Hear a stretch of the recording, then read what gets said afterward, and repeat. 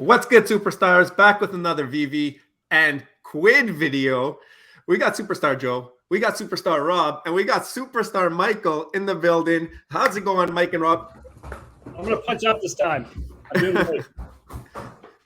Guys, if you do not know, Superstar Michael below is the CEO of Quidd, and we cannot wait to pick your brain and talk about digital collectibles, talk about how everything relates to Quidd, how it relates to Veve, if there's similarities, differences, and just get into it and have a friendly discussion. But guys, if you're new here, do not forget, become a superstar. Hit that subscribe button down below. Hit the bell notification. You never know when we're going to be putting out one of these types of videos with great CEOs like Mike down below. So definitely want to make sure you're subscribed and have the bell notification on. And if you want $2.99 a month, hit that join button down below. You can become a superstar VIP and you get all the perks that come with that. We're going to skip over everything else and we're going to get right into it because we've only got a limited amount of time.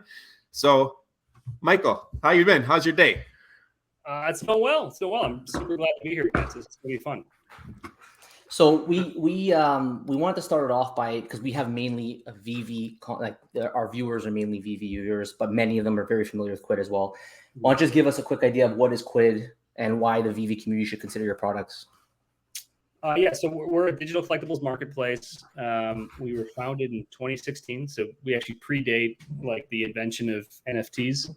I think what we're sort of mostly known for in the space is having a really broad assortment of collectibles with a lot of licensed properties. Disney, Rick and Morty, Game of Thrones. There's about 300 other ones that are there. And so, yeah, so I think we're another player in the space. And I think that, if the Veve community is, and obviously is full of these diehard collectors, this is a potential place to diversify, a potential place to find an IP you can't really find anywhere else, right? And see if you can't find some first appearances. So I think very much like it's a complementary experience that, if digital collecting is an itch you want to scratch, right? This is another outlet where you can scratch that itch. Okay, cool. So I was mentioning a little bit before, but I first saw Quidd through the Mr. Beast videos way back when. Like, you were one of the prominent sponsors for his channel at the time. And at that time, I think you were more like a sticker emoji type company. And I remember him talking about how you can send stickers to your friends, and he had his own personal sticker package. Like you just mentioned, you predated NFTs. When did you guys decide to make the change and jump into the NFT marketplace? And what was the reaning, or what's your outlook, I guess? Yeah. I think there's a little bit of like history of Quidd that maybe has been like misconstrued. There's a sort of sense that because of the Mr. Beast videos, and that we're sort of more of a sticker company or an emoji company, we started out as one thing and we've sort of become another. The reality is only about 10% of our inventory is stickers. And when we started in 2016, we built a very extensive inventory system, like individual serialization of digital collectibles, a set completion mechanic. So you have a desire to collect all 8 or all 28 of the items. We've always sold items in blind purchase packs.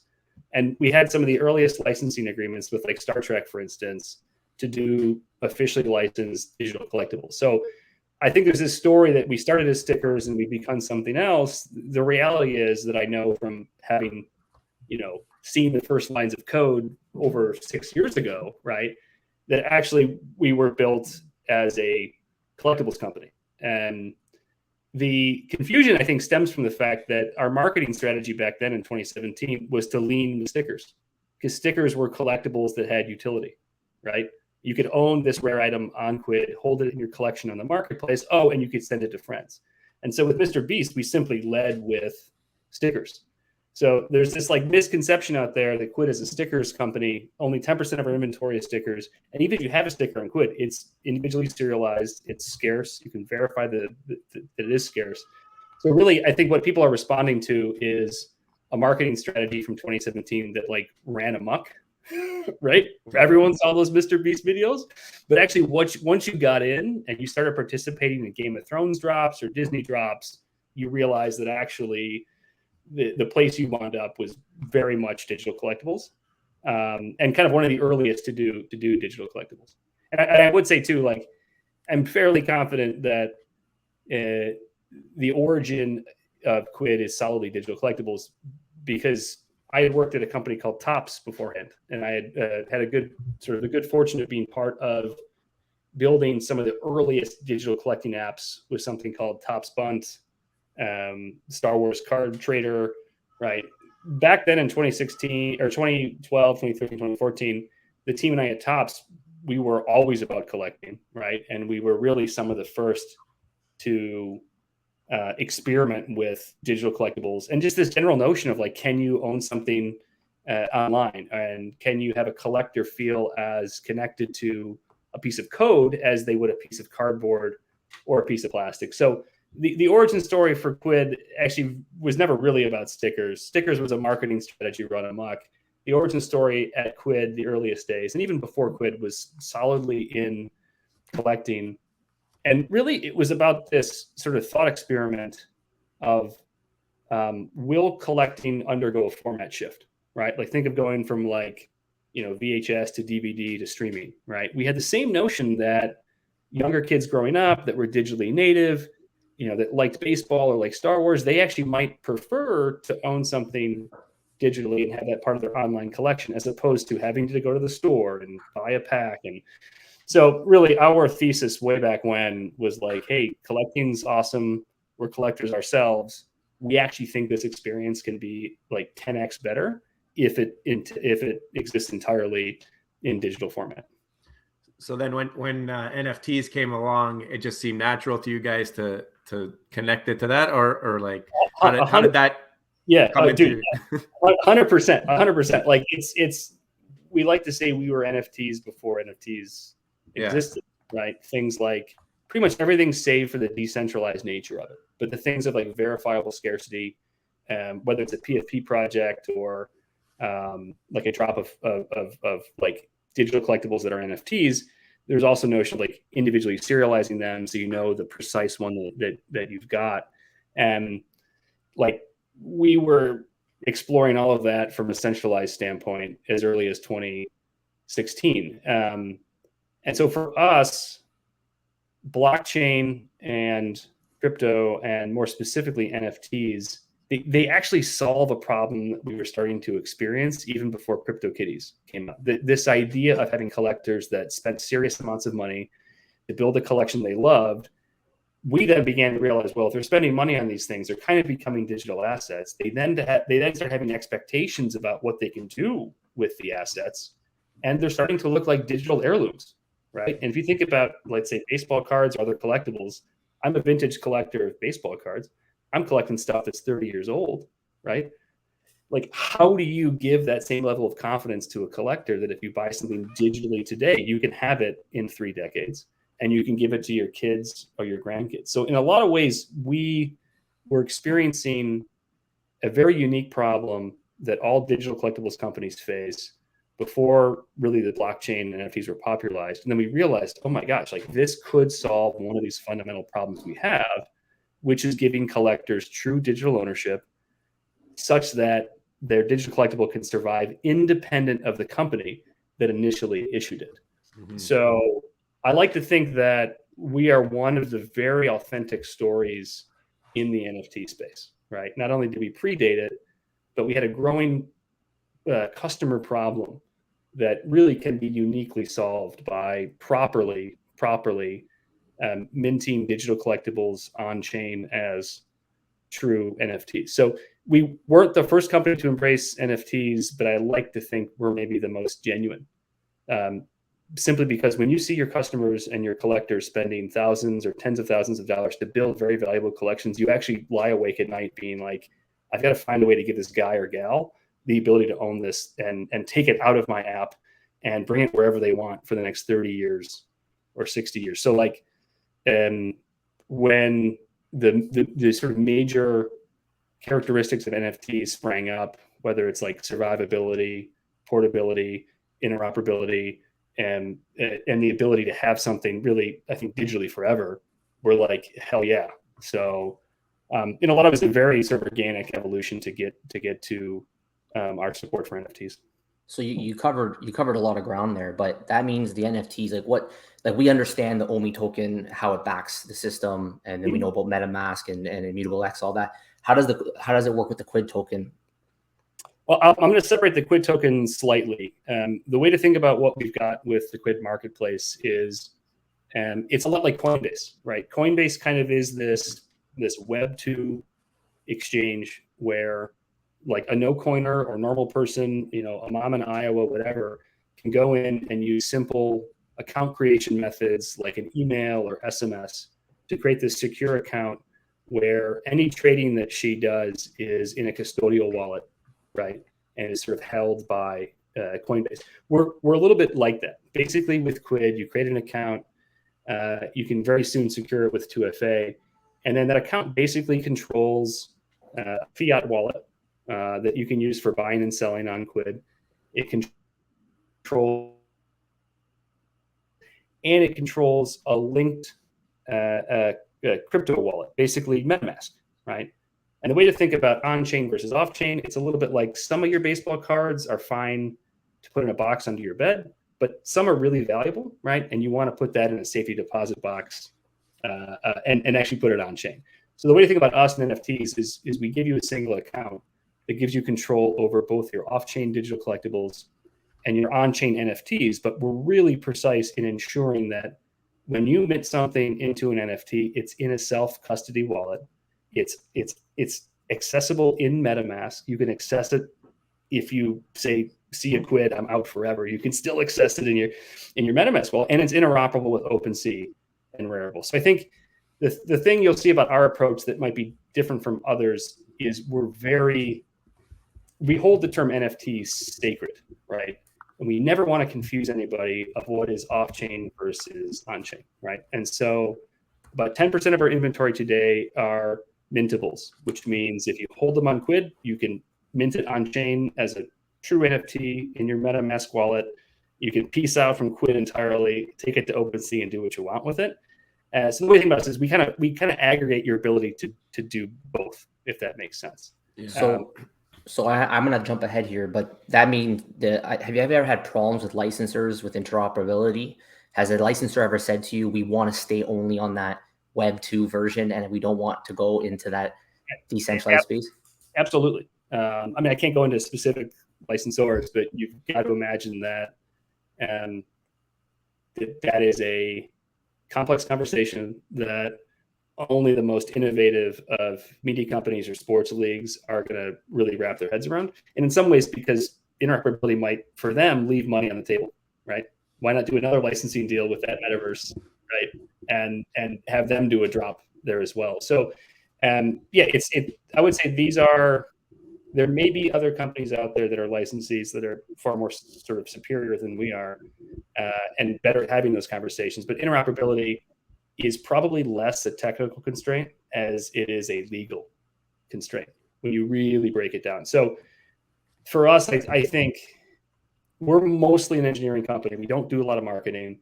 And when we do talk to partners, we are like very straightforward. It's like, hey man, like we can't do a drop with you unless we can be super clear. This is a digital collectible that's going to live entirely off chain, or this is a mintable that can live on chain and have a persistent life independent of Quid with any compatible metaverse or app or game on chain that might want to integrate it. So I think, again, our approach is much more engineering, much more technical in nature, and really making sure that if you own a digital collectible on Quid and you mint it into an NFT, like it's got all those attributes that we love about an NFT. Yeah. So I think just because we're talking about it, and I just thought about it, and if you're talking about interoperability here and moving things into your MetaMask wallet, are you still technically just moving the receipt of ownership into your MetaMask wallet, like the actual image file and the whatever, if it's a 3D file, that still stays in the Quid database? Yeah, that's such a good question. So maybe afterwards I can send you some like videos that show how it works. But we've got in our web marketplace, when you sign into your Quid account, the ability to look at your collection where you can literally toggle like, show me my digital collectibles or show me my NFTs, with a little logo that says this is on Ethereum, right? And a link that you can go to Etherscan to see the transaction ID, or a link that you can go to actually see that you've listed it on OpenSea. And if you want to mint a digital collectible into an NFT, there's a workflow about 3 or 4 steps. And the first step is pick a chain, right? So we are currently minting to and from Ethereum. Wax, BNB chain, Flow, they might come next, right? So again, part of our approach is like you can mint and unmint and bring it to a new chain if you want to. The second step after you pick the chain is you pick your smart contract. And imagine us rolling out in the future 3 levels of smart contract, like bronze, silver, gold. What we have right now is effectively kind of a silver contract where the ownership record is on chain. That, however, links to a centralized server where the media and metadata is. So we're pretty close to it. We haven't done it yet, but we're going to roll out the gold version of the smart contract that will put everything either on IPFS or Arweave. So you can truly walk away, right? Which is really what we want. So the way to think about it, not to get too wonky on the technical side, but we first built the ability to sort of take the item to and from the chain, right? And then we built the ability to, if you take it from the chain, to choose a new smart contract to mint it into. And then we're going to add the ability, okay, now you can choose, right? And think of it this way, right? It's like, you store, your grandmother's pearl necklace in a bank, right? There is still some connection to that bank, right, to be able to access that safety deposit box. But there are maybe solutions out there that are even more safe, even more secure. When we roll out that gold smart contract, it's going to be marketed heavily as like, dude, this is the premium one, right? And this literally lets you go like that and wash your hands of it. And we can, because of IPFS or Arweave, put the whole thing on there. But I think, Joe, that's like a really awesome question. And I think that as your community begins to invest more money building their portfolio and collection of collectibles, they're going to want to dig into the fine print, right? And a big part of the fine print of NFTs is this idea of getting as much of it on chain as humanly possible, which then truly lets you break out of like the container in which you initially bought it. So what I would say is like, we're mostly there, but look out for like our gold smart contracts, which will have all the same interoperability, all the same ability to list on third-party marketplaces as we do today, but sort of tick that final box that you raised, which is like, dude, all the media and metadata has to be there as well. So I think it's like, not to make a comparison or a contrast with like Veve, but we're a few steps maybe more in that Web3 direction with the interoperability with OpenSea, with the self-custody wallet. But we still need to go further, right? And we want to hold ourselves to a higher standard. So, when you get that gold smart contract, you have that peace of mind that's like, yeah, dude, this is mine for 30 years and it's in my MetaMask wallet and like, I'm totally good. Will it eventually be like you kind of like some licensors who are maybe more resistant get a bronze, and then someone who's a little bit more open gets a gold, and you will change it? Exactly. And that's where I think having the flexibility is really smart, where you can have flexibility of the blockchain, and you can have flexibility of the smart contract, and baked in that smart contract, you can have flexibility on exactly what's stored. But like, I'm really glad you went into this question, because your community should be thinking about their collectible, when it's an NFT, as a series of layers, right? There's the ownership record, there's the metadata, which is like everything kind of sacred about it, like its serial number or whatever. And then there's the media, right? And you've got to make sure that 3D model or that PNG or that JPEG, just that glob of code, right, like has to be on a chain somewhere. And actually, you guys should check out Arweave. It's actually super cool, because like technically a blockchain could shut down in like 15 years if no one's going to like run the boxes, right? Yeah. But there's this thing called Arweave that is like a new version of IPFS that we love, that actually has an endowment with it. And you can like see a counter that says like, we have enough money to fund the computers for like 35 years. And it like ticks up. So it's like super cool, because it's like long-term, you can't mess with it storage of digital assets that I think will probably support by end of year. Yeah, so that's something I brought up just because we're speaking to others in the community and trying to understand the interoperability, because obviously Veve doesn't have that function yet. And I think they've spoken about it coming to the app in the future, but I don't think that maybe the community understands completely what full interoperability is versus what interoperability they want is. Like, they want it to be on OpenSea, but if you have it on OpenSea, you might not have it on OpenSea. You just have your receipt, right? So just for people to understand. Yeah, and like this stuff is confusing, but like the good news is like as we're all building our digital collections, right, and we're all building things off chain and on chain, and some are true NFTs and some are kind of in a quasi in between mode. We're gonna have a bigger incentive to educate ourselves, right? And this is actually, I think, where all the communities can work together. Is like nobody should be duped, nobody should be misled, right? And what I worry is that, you know, with the super hot NFT market, at least like 6 months ago, a lot of people can rush into the space and like sort of slap an organic label on a piece of food when actually it's full of artificial, you know, fertilizers and all that stuff, right? So I think that's where the community can really work together, independent of which company or which community, to, you know, start to establish some standards, because that's the most pro collector thing we can do, right? People are investing in these as digital assets, right? So, and it's serious. It's like serious money, and so we've got to sort of work together as multiple companies to, you know, create those standards.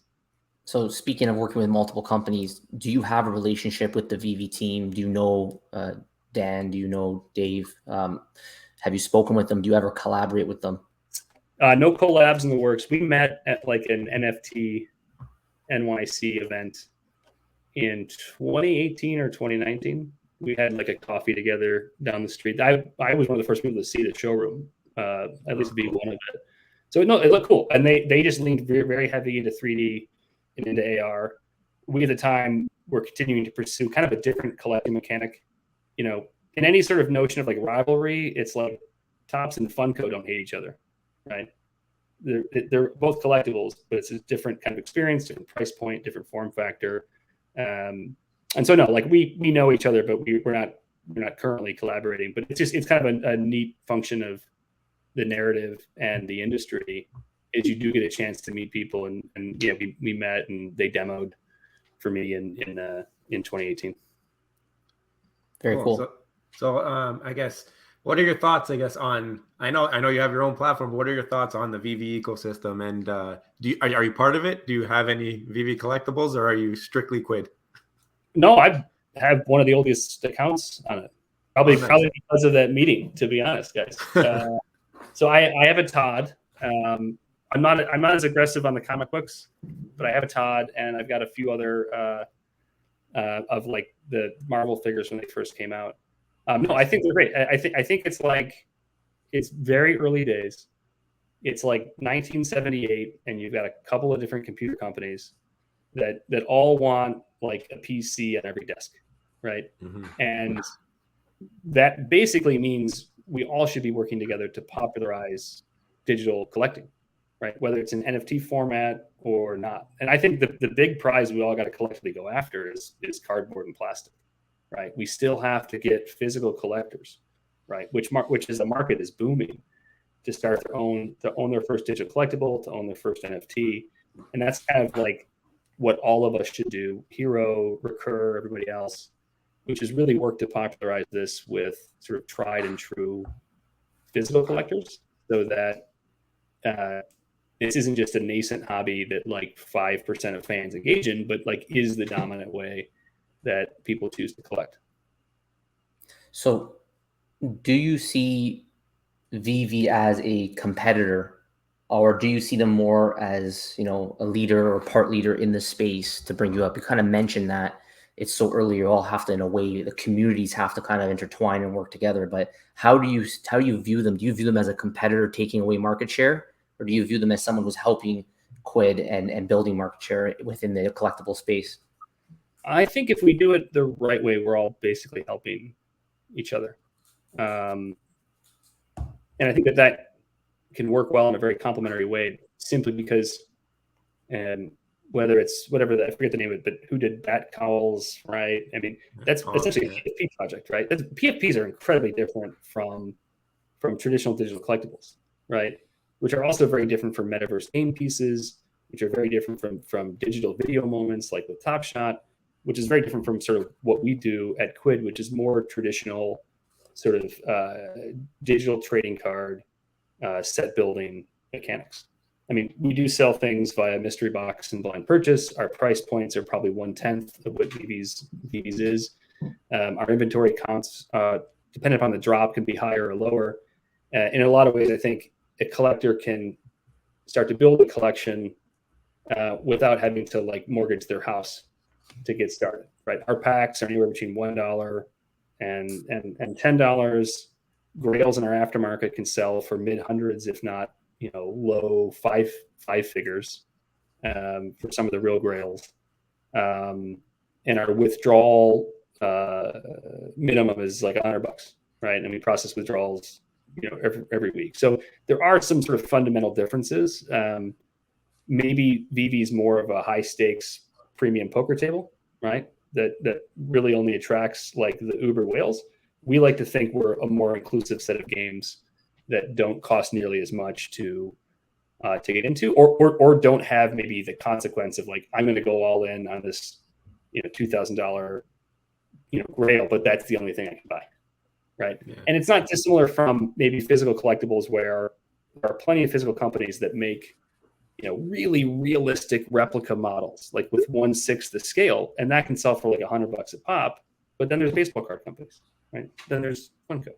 So my sort of argument is basically, if you have an itch to collect digitally, there are now more outlets than there ever have been, where you can diversify and scratch some of those itches, whether that itch is from a fandom perspective because you love Rick and Morty, or that itch is just, maybe you like to speculate a little bit, right?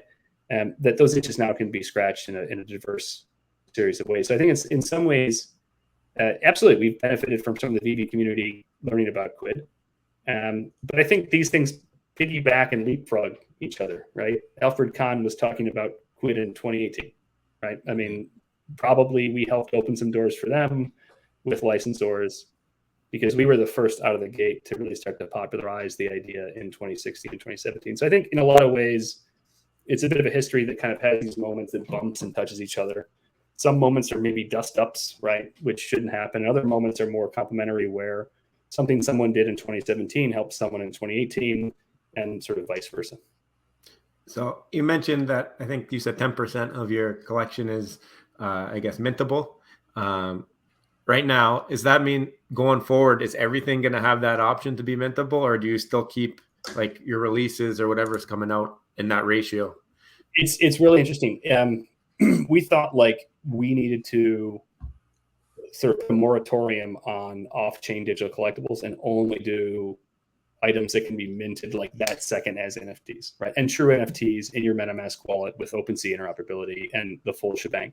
But what we're learning is the licensing industry and media companies and sports leagues, they're all in a state of flux, right? Mm-hmm. Some are like, hell yeah, let's do this like yesterday, right? I'm all in, right? And some are like, no, I want to be more cautious about where this space is going and maybe have a few more controls over the media and the metadata. So our approach is to support a blend of digital collectibles. You might consider our mintables as the most premium of the inventory, and they do sell in our aftermarket for about 10x what a non-mintable sells for. And I would say over the last couple of weeks and months, a minimum half of the drops have been mintable from scratch. Maybe as high as 70 to 80% have been from scratch. But we still do some drops where we're very clear up front, like, yo, this isn't a mintable, it's a digital collectible. It'll be priced appropriately. Maybe at some point in the future, the licensor will be like, hell yeah, I'm making a mintable because it's maybe 10x the asset price, right?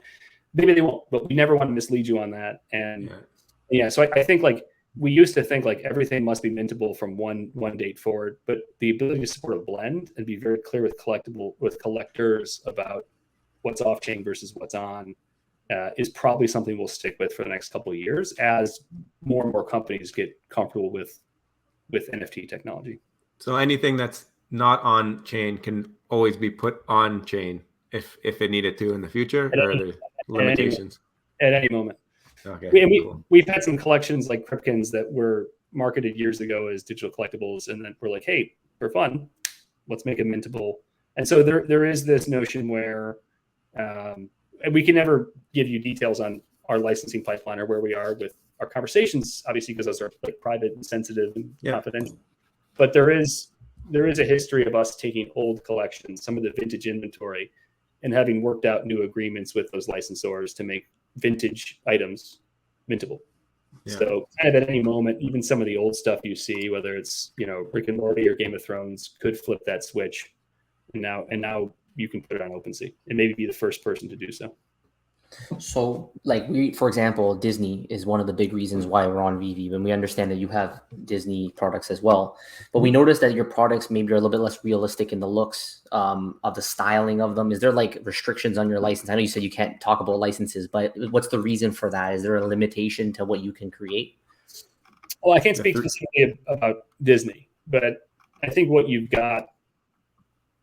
I mean, look, when you start spending money to build these collections under certain pretenses, whether it's a first appearance or it's future interoperability or it's someone's going to build a metaverse for you, it also probably benefits the collector to sort of crawl in the head of the licensor, right? And I can't share too much, and this is not specific to any one licensor, but I think a lot of licensors, whether they're media companies, entertainment brands, sports leagues, they're trying to figure out how they divide up the categories, right? They view a future NFT market that looks a lot like an aisle at Target or Walmart. Different form factors, different price points.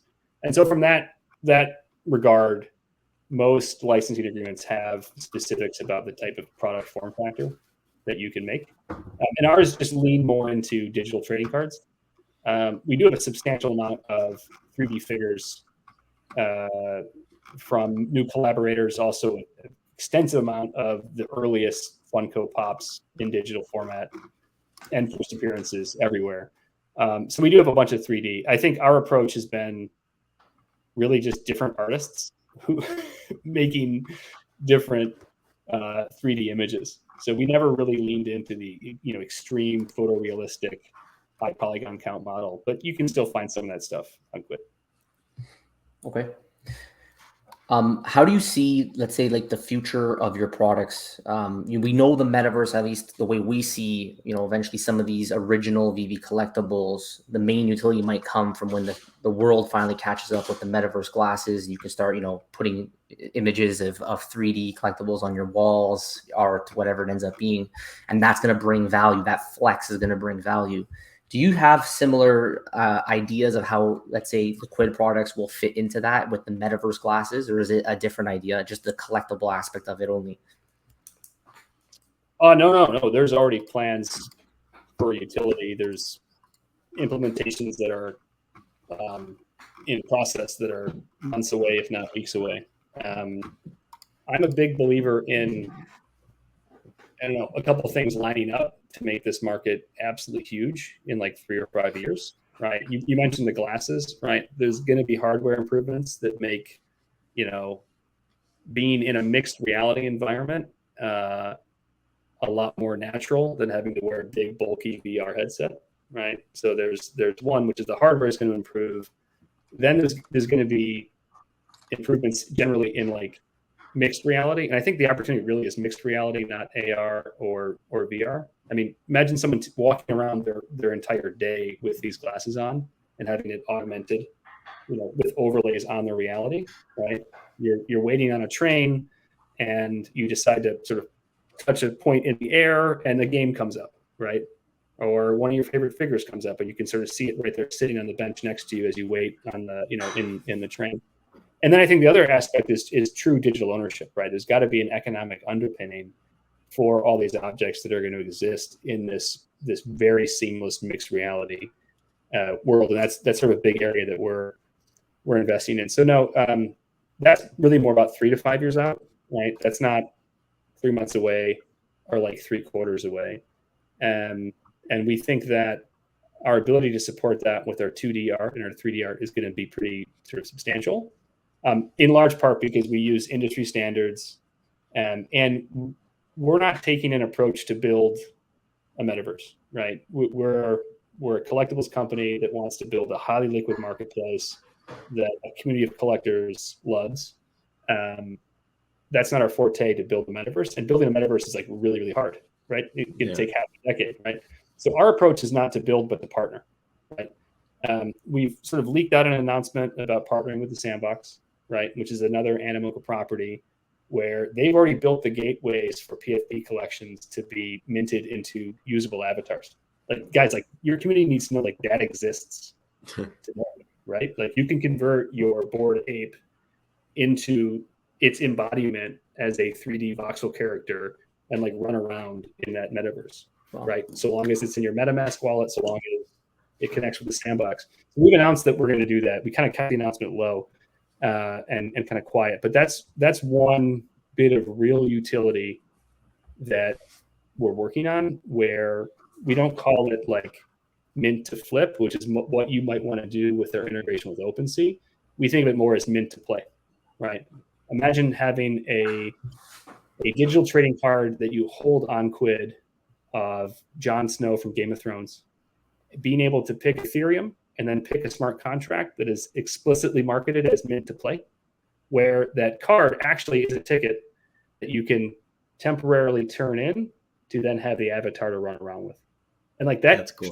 That shit like already technically exists, right? We're just announcing that one of our sister companies at Animoca, the Sandbox, is that first point of integration for us. So I think utility, mint to play, is a big part of the stuff that we've been working on privately and will continue to work on. Our approach is different there in that we see an open world of metaverses that are sort of stitched together, and you're going to want to freely go to all these third-party places, right, and bring your stuff with you. So that's on the near term. Support for another chain is also on the near term. So we're on Ethereum today for those items that you mint into your MetaMask wallet. We're looking at what chain to support next, whether it's Wax or Flow or Immutable X or BNB. But our view of a collectible that has a high value to the collector is you should be able to do with it what you can do with physical collectibles in the real world. And that means like there shouldn't be certain countries you can't bring your baseball card to, right? So like you should be able to like go to the Ethereum ecosystem for a little bit, come out, go to Immutable X, come out, go to BNB chain, come out, right? Maybe there's an awesome metaverse that just sprung up on Solana. Boom, I'm gonna take my stuff there and try it out. So we're gonna announce shortly the second chain we're gonna support after Ethereum. Other things for the product for us, big investment in marketplace. Like I implore your community to try out our marketplace. It's actually pretty slick. It's a really good, at least on the web when you see it, really good way to sort of investigate, do your research, right? Compare pricing of listings, right? Make some purchases, do some flips. It's a really clean marketplace. We're going to keep evolving that as sort of like the eBay of digital collectibles. And then there's just some big partnerships we're working on that I can't announce, but are significant in nature and are more than just like a transactional licensing deal, but are actually quite big in terms of, technical integrations as well. I hope that made sense. That was like really wonky and technical, but anyway. No, that was cool. That was cool. I liked how you described the utility almost as if like the collectible is a key, because that's almost how me and Rob always seen these collectibles. They act like a key to unlock activity or some type of game, or like you said, you can walk around as avatar. Yeah, there's probably a couple components of it. There's like portability, like you can bring the thing there. Yeah. Then there's interoperability, like the thing works there. And then there's probably conversion, which is maybe this card is a passport, and across multiple metaverses, it converts into different objects that are interoperable and compatible with that environment. Yeah. So I wanted to also touch on something else you were talking about, is that mixed reality, because you talk utility, you talk mixed reality. And I've always had this vision that maybe, and I was thinking in terms of Veve, but I don't know if Quid or other platforms think about this way, but maybe if you remember the early days of Pokemon Go, where you had that map that you can pull up on Google and it tells you, okay, there's a Chansey over here, and then you drive your car there and go pick up that Chansey, right? Is there any, like, have you guys thought about doing things where, for example, maybe McDonald's sponsors a Quid drop or something like that, and if you drive to McDonald's and then using like geolocation, then maybe that way you'll be able to, that's the only way you can get that collectible, like by driving to that spot, and then maybe you have to purchase it, maybe you get it gifted. Yeah, we actually did something with Disney and McDonald's like in 2018, and it was more of like a Happy Meal integration. It wasn't, it didn't use geofencing, but there was a lot of discussion of like, could this only be claimable or redeemable within a certain like GPS area? I mean, mixed reality is terribly exciting. I mean, think of it this way. If you have a hard time getting like an iPad out of your kid's hands, or like a game controller out of like a teenager's hands, to get them to take their glasses off, given how cool that enhanced layer will be on your actual reality, like it's gonna be a lot harder, right? Yeah. But I think what's really cool is in that world in 5 or 10 years, what a lot of these items, whether digital collectibles or NFTs, represent are kind of like original pieces of art, right? That are like vintage, and they're the oldest stuff that's there, right? So my hope is in 2030, someone puts their goggles on, right, and is shopping in a mixed reality marketplace, and there's a grail that's actually 15 years old. So like the notion of like a 15-year-old digital heirloom is wild, but that's exactly where this space is headed. Yeah, no, I'm thinking even more so before the glasses come out with this type of geo stuff. Like you can go there with your phone and then it just pings like, okay, I'm within this distance. I could buy, because I think that would be great for marketing as well. Like other brands, if you're bringing people to their business, that type of thing. I don't know. I don't know if you ever thought of that, or if I don't know. It's just cool. We thought about it the other day. We're like Pokemon Go. I don't know. No, I mean, someone will do it at one of the cons. That's what'll happen first, right? Yeah. They'll do it at a con where to be, actually in the convention is what enables you to participate in the drop, right? Yeah. And it'll probably be done as a gift with purchase for the ticket for the con, right? You'll also probably see it after the con at a sports stadium, right? Mm-hmm. Where like your proof of attendance is geofenced, and as a gift for that, you get this limited edition NFT. Exactly. That's cool. Yeah, like and actually that is really close. Like I can't confirm or deny it, but there's conversations we are in directly or indirectly that have a lot of those use cases. Now it's a bit more of a marketing thing, right? But it's like totally cool nonetheless, and it helps us do what we should be doing, which is building the size of the community of people that are interested in this. It's funny you mentioned about how hard it's going to be taking the glasses off the kids. How hard is it going to be to take it off the parents? I mean, how can you take it off the kids if you can't even take it off the parents in the first place, right? Well, it's scary, but it's also where like this drive for NFTs and true digital ownership and having the ability for an asset that you invest in to survive. It's why that stuff's important, right? Because the experiences could be so tuned that they are quite addictive, and you don't want to take them off. But you also don't want to be in a dystopian hellscape where you don't own your stuff, right? Right. Yeah. No. I mean, the topic of ownership is a big one. It's one that we've made videos on as well. And I think you definitely. I really like what you said about sometimes you want to take your NFTs to different metaverses. It has to be compatible throughout. Gives you that control to bring it back and forth. Exactly. But another thing that we have to ask because Joe just brought it up right now about Pokemon, and it triggered us. But will you be getting Pokemon on Quid? Yes. No, I mean, no one could ever in this industry make a specific confirm. I mean, thank you guys, but like, I appreciate the question, but like, it is very difficult to do that. I mean, difficult in the sense to sort of confirm something. And I wish I could give you the world exclusive, first breaking news on that. My view of Pokemon is I think they're going to build something themselves. I think that brand is big enough and the company's big enough, and their history in games and cards themselves might mean that it's a decision where they're like, well, I'm not going to partner for it. I'm going to build it myself. So what I'm actually looking for first is what Pokemon's going to do from their company with regards to this. Okay, that's cool. Rob, you got anything else?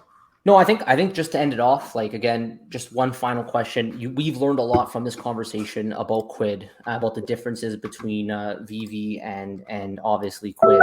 But if you had to describe it, like in terms of just a general, obviously, our viewers are mainly Veve based, but other than the reasons you discussed, is there anything else you would like to add on why someone, let's say, who's currently on Veve would be, interested in coming over to Quid? And we know there's interoperability. We know that there's the whole idea of the ownership, but is there anything else you would like to add beyond that? Yeah, I think collectors are collectors, right? They primarily love brands. They love the thrill of the chase of pursuing what they want. They love some of the economic aspects of it, the negotiating, the trading, the working out deals with the community. And they love the friends that they make there, right? And so collecting is those things at its core. But in real life, with physical things, there's multiple expressions of that experience, right? And betting that a collector, when you look at their real world, office or bedroom, it's a mix of multiple form factors that they bought at different price points, right? It's not just 1/6 perfect replicas of figures, right? There's probably a mix of Funko Pops in there. There's probably a mix of cards in there. There's probably a mix of posters in there. So the basic notion is Quid is by collectors for collectors. It's simply a different expression of collecting that we think is fun, that we think is addictive, that we think has upside and opportunity. But it's just different, right? A baseball card and a Funko Pop are different. Whoever makes those very high fidelity physical models, they're not in a holy war with Topps baseball cards, right? They're just different expressions of, I think, what we all know and love, which is collecting stuff from our favorite fandom. So it's less an appeal for like diversify your portfolio. It's less of appeal for where the next platform is going to go to the moon. It's really not about that. It's more like, hey, I think people love collecting, and I think there's a lot of interesting stuff to explore and discover, whether vintage or otherwise, on Quid. You mentioned trading in there. You guys going to open up a trading platform? I know you can buy and sell. Is trading more difficult to do with, I guess, the regulations? You literally just opened up the most massive can of worms. We had trading historically, and it was a barter system, and you could negotiate the hell out of deals with counterparties. We retired that because more liquidity could come from buying and selling. Yeah. And so we don't have not to get too fancy, we don't have exchange style, automated market making of digital assets on our platform. We're more of a kind of an eBay style. The seller lists what they want to get rid of, the buyer can come buy it. Yeah. I think you're going to see us innovate much more on that, whether it's new sales formats like auction, interesting things like repacks. You'll see us evolve more there, maybe bulk purchasing, right? So you can do kind of a floor sweep yourself, as opposed to go back to trading. Bartering is really easy. People love to negotiate. We just think that they should negotiate around a sale that uses cash for the transaction, as opposed to like 5 items for this one item. And we have some data on that. So maybe this is like a clarion call to all the other companies out there who are exploring bartering. Bartering is very limiting because only the most diehard users know the true value of both items on the side of a trade, right? So it's actually far more illiquid. You can't transact as quickly as you'd like to. So clearing prices aren't even established that way because it's kind of a private barter. So I love bartering. It's fun to do with baseball cards. It's what I did in the sandbox at recess as a kid. I just think that with digital collectibles and NFTs kind of becoming digital assets, and there's going to be a lot more high frequency exchanges in marketplaces that give a lot more liquidity to buyers and sellers if they use real currency like a cryptocurrency or fiat than if they use a barter system. Cool. Well, thank you so much, Superstar Michael, FA Superstar Michael, coming on the channel. I mean, I'm going to use that. That's one on my business card from now on. Yeah, I think so. Good things happen to those who become superstars. It's been proven. So thank you so much for coming on, giving us your time. We really appreciate you. We think we did a fantastic job. What do you think, Joe? I think so. No, thank you guys. Oh, is that it? The standing ovation. Is that the steel clap? I love that. That's it. That's it. No, thank you guys so much for having me. It's really been an honor and a privilege. And you guys are the heroes, man. You guys that are doing the work of talking about this space, you're the ones that are growing the community, right? As much as any company or any single drop, it's all you guys. So again, I never envisioned this 8, 9, 10 years ago that you'd have such a massive network of YouTubers and content creators just making great content about digital collectibles. But you guys are doing it, and I'm in awe, and just thank you for the opportunity. Oh, absolutely. Anytime. So yeah, for sure. It's amazing too. We've never seen this before. I mean, we this isn't our job. We do this for fun. And what do you know? There's so many people out there creating content, talking about it, and you build a really strong community. We love the community aspect of it. Well, that's it. It's a big part of collecting, right? At the end of the day, you can't buy everything, right? But what you're left with is the community and the relationships you've made along the way. And people love talking about stuff that they love, right? So like you guys are doing great work, and I'm, just so pleased to have been here. Yeah, thank you so much. Awesome. Well, if you haven't already, guys, don't forget, make sure you smash the subscribe button, become a superstar, join the superstar fam, and make sure you hit the bell button, because we were saying you never know when you'll find a video with some CEOs coming on the channel. So make sure you hit the bell button. Comment below. I know Superstar Michael's gonna be checking the comments. So comment below on what you guys think about today's video. Let us know your thoughts about everything that we discussed. I would love to hear more thoughts about the idea of ownership and interoperability. I'd love to hear your thoughts about anything else that we discussed about the different metaverse capabilities in the future, bringing things around. So let us know below. We will respond to every single comment. And for sure, also in this time, don't forget, you can also become a Superstar VIP. We'll bring as much utility to you as much as possible. Thank you all so much. And thank you again, Superstar Michael. We will see you all on the next one. Take care. Love you.